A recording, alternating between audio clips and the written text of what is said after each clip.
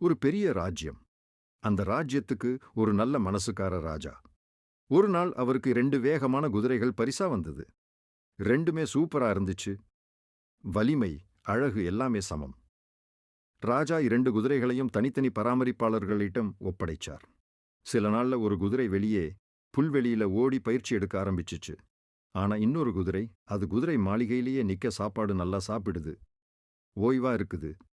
ஆனா ஓடணும்னு ஒரு முயற்சியும் இல்ல. ராஜாவுக்கு சந்தேகம் வந்துச்சு. இது ஏன் தன் திறமைய காட்ட மாட்டேங்குது? பல பயிற்சியாளர்கள் வந்தாங்க. கயிறு கட்டி இழுத்தாங்க. சத்தமிட்டாங்க.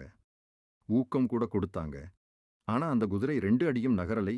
கடைசில ஒரு சாதாரண விவசாயி வந்தான். அவன் வந்து அமைதியா குதிரைய பார்த்தான்.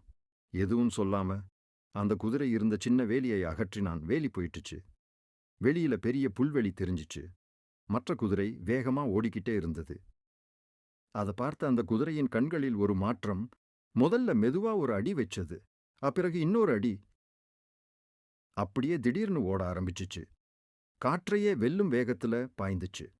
அதோட உண்மையான சக்தி அப்பதான் வெளிப்பட்டது. ராஜா சிரிச்சாரு. அவர் புரிஞ்சுக்கிட்டாரு.